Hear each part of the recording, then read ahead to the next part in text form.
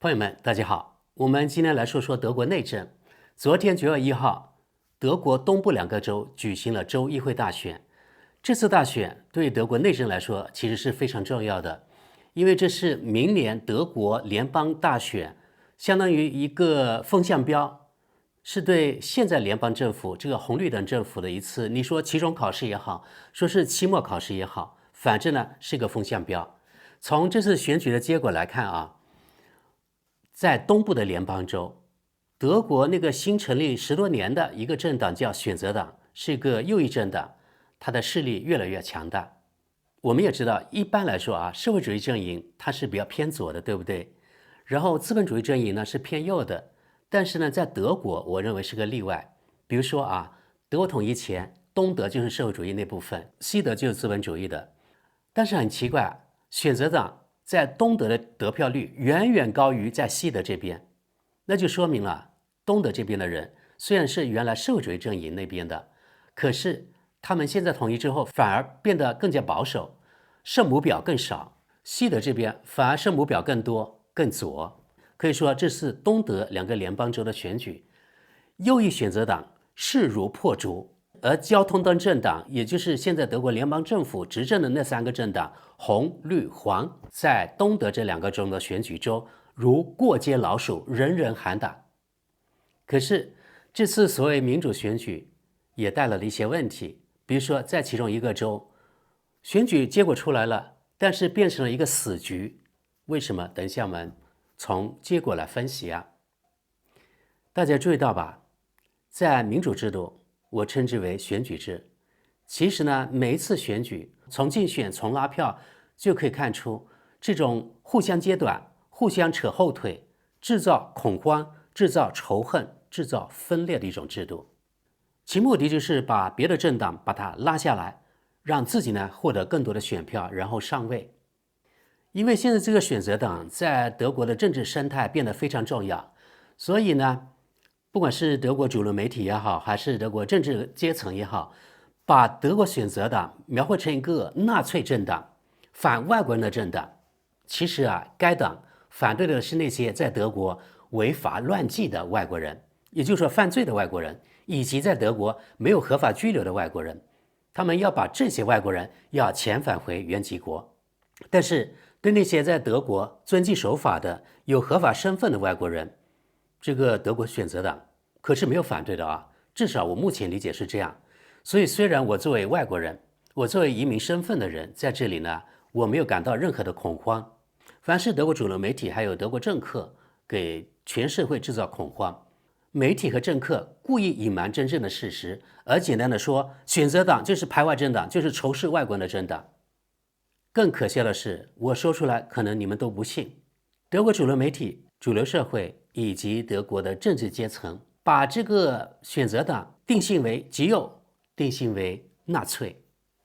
然后呢，在选举之前，比如说有的政治人物甚至呢公开呼吁，你们投票呀要投给民主政党，不要投给那个纳粹政党，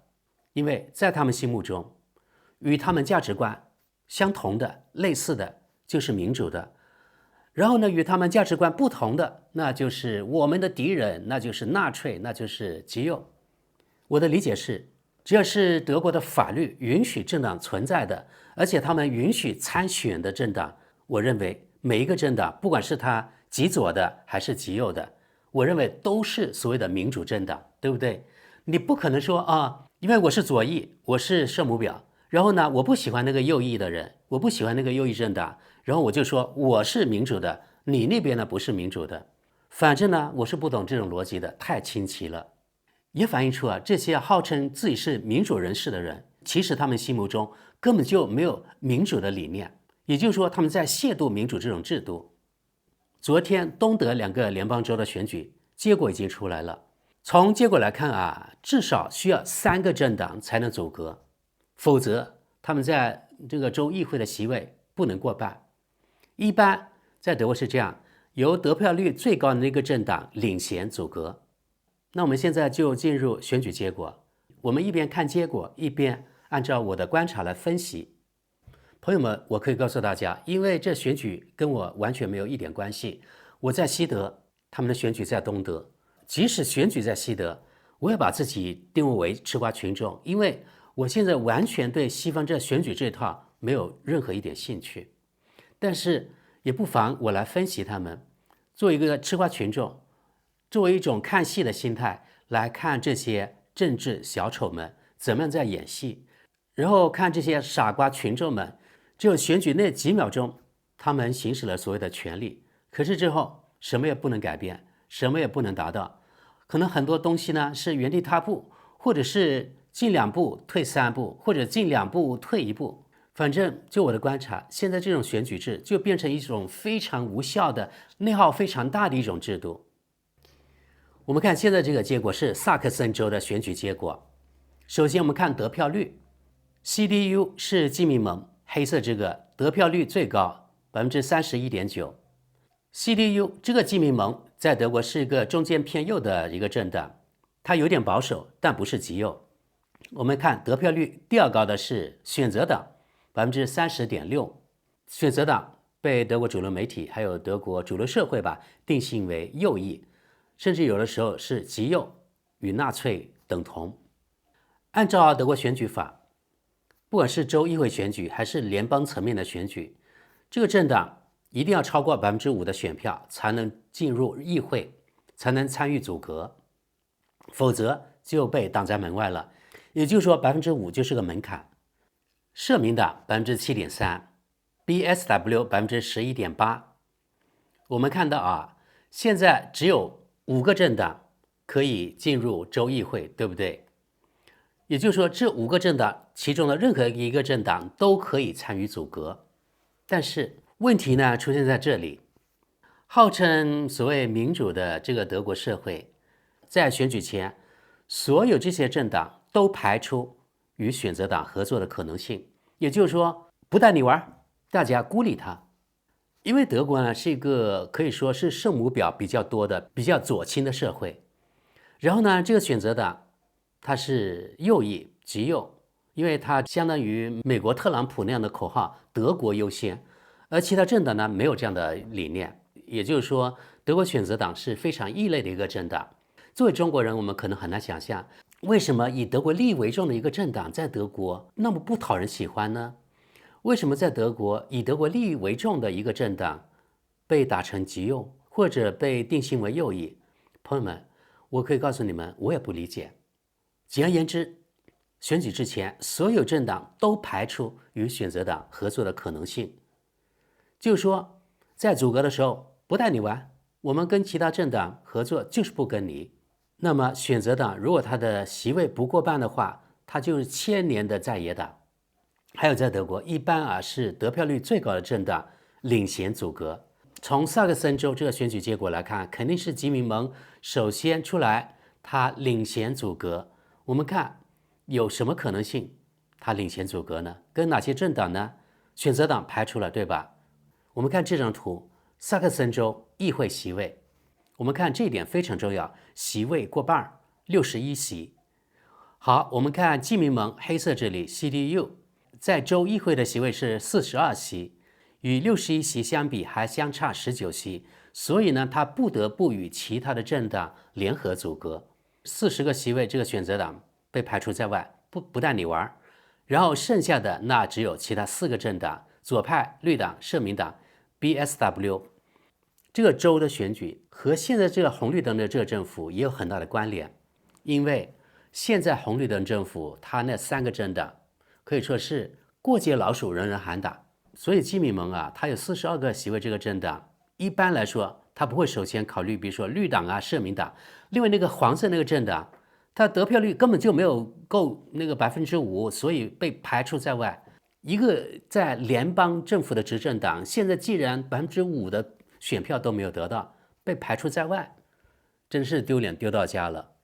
好，那么这黑色的这个政党就是基民盟，它必须在这其他的3个政党中找出2个或者1个政党出来组阁，就看你在州议会的席位能不能过半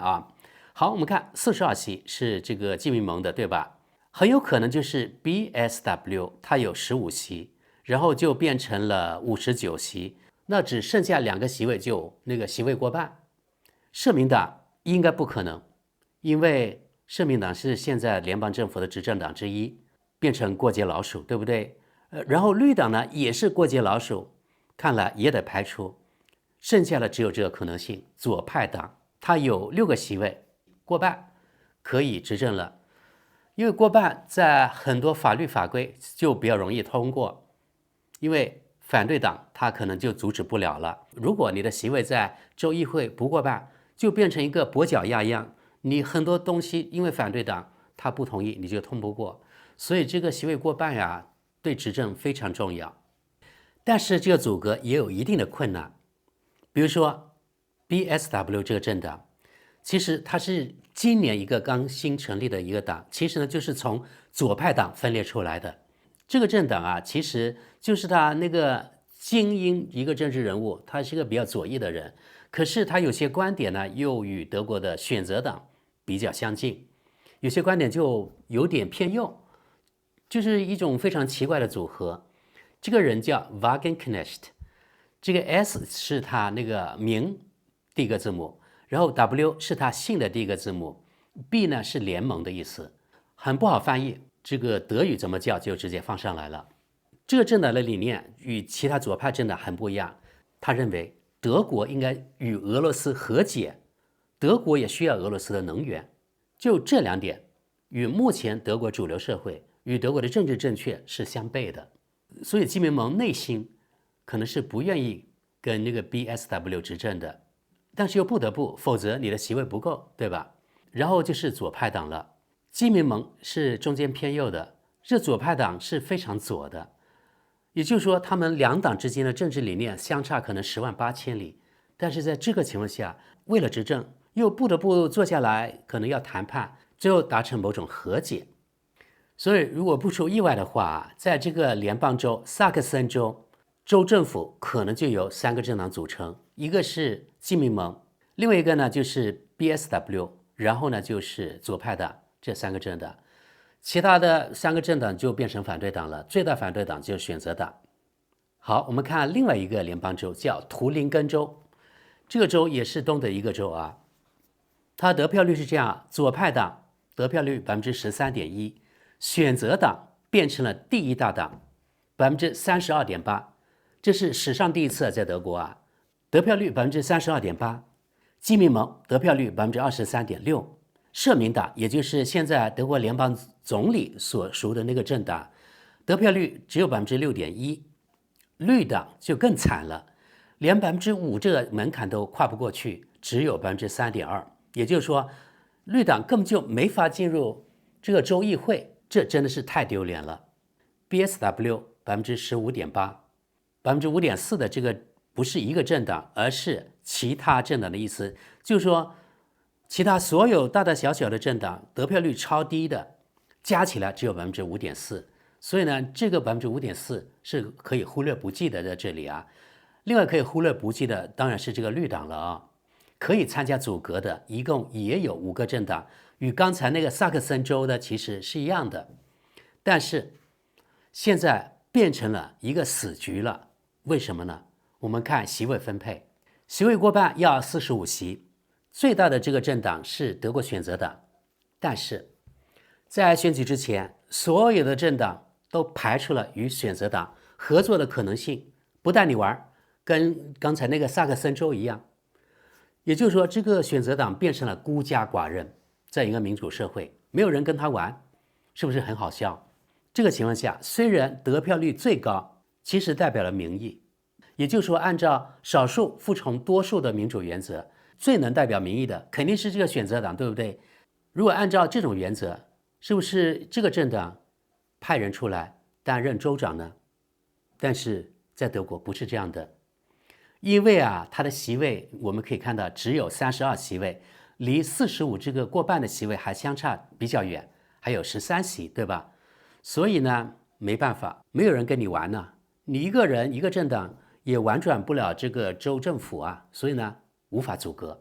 于是呢，退居其二，基民盟他的得票率第2高，对吧？他的席位呢有23席，但是呢，离这个过半的席位还相差天远。也就是说，基民盟现在呢出来领衔阻隔，他必须拉其他党派，留给他的有3个可能性，一个是左派，一个社民党，一个是 BSW。社民党可以排除了，为什么？与前面那个州萨克森州一样，社民党是在联邦政府执政的一个政党，它变成了过街老鼠，所以一个聪明的政党绝对在这个时候不会把这个社民党拉进来，否则就会拉仇恨。那这个社民党排除在外，剩下的是 BSW， 这个可以考虑，因为 BSW 前面我们也说了啊。我们看现在席位有多少？23加15， 38席，还缺少7个席位，怎么办呢？其实当时啊，如果你想跟社民党阻隔，这个席位也不够，从这点来说也排除在外，最后剩下的只有与左党这唯一一个选项了。但是政客们当时犯了一个错误，这个图林根州基民盟当时那个候选人他就明说了啊，我们不会与左派党合作，因为目前左派党是在担任他的州长的，现在相当于被选下来了。这个基民盟已经说了，我就不跟你这个现在左派党这个州长这个党合作，也是一种选举策略。但是万万没有想到，现在基民盟就是需要左党这个席位，否则就无法阻隔。那你做一个政治人物，一个严肃的政治人物，你原来说过的话，你会不会食言呢？这个选民可是眼睛非常雪亮的啊！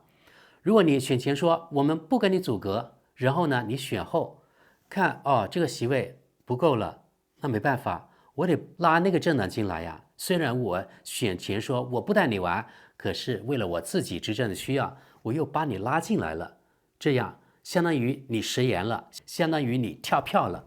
选民们就不会再原谅你，然后下次呢就不投你这个政党的票。这是这些政治人物呢也是比较忌讳的地方。所以目前看来，如果每一个政党兑现他选举前的诺言，那这个州图林根州他的选举就变成了一个死局，也就是说没有任何一个政党可以成功阻隔，剩下来只有2条出路，一个是这些政党忍受这个选择党单独执政，他在州议会的席位不过半呀，他要靠这些其他政党在通过这个选择党想要通过的法律法规或者什么政策的时候，要靠他们高抬贵手才能通过，否则根本无法执政。第二个情况就是重新再进行大选，直到那个选举结果出来，能够让其他政党能够成功阻隔为止。你看，这就是这种选举制可笑的地方，对吧？也就是说，选举出来结果到最后呢，反映不出真正的民意。你看这个选择党，虽然他得票率最高，虽然他的席位最多，但是最后还是被主流社会剥夺了执政权利。这真的是民主精神吗？现在我心里头要打一个大大的问号。我认为啊，这是与民主理念是完全相悖的啊。这样看来啊，只要这个选择党在今后任何一次选举当中，如果其他政党还是旗帜鲜明的说不带你玩，不跟你联合阻隔，那这个政党只要他的票数不过半，席位不过半，他永远是千年反对党。说来说去，我觉得也挺可悲的啊。好，刚才呢跟大家解释了一下德国东德2个州议会选举的情况，以及给大家解释了一下，你看这个德国右翼政党选择党被永远排除在执政之外，这个你们觉得对这个政党公不公平呢？大家觉得像刚才我说的，是不是有悖于民主这精神呢？另外，我可以比较肯定的告诉大家，今后啊，如果这些所有的政党在选前完全把这个选择党排除在外，就因为它是比如说极右的或者是右翼政党，我们就不带它玩，那会导致今后越来越多的德国人、德国选民啊，会对其他政党越来越失望，最后反而导致了这个选择党的不断成长壮大，最后可能会让这个选择党它的得票率过半，它在州议会甚至联邦层面的选举，可能它的席位会过半，然后可以单独执政。这难道是德国主流社会想要的结果吗？不过这种结果啊是有可能的啊。好，朋友们，那今天咱们就到这里，有什么想法，请在下面留言，我们下期见。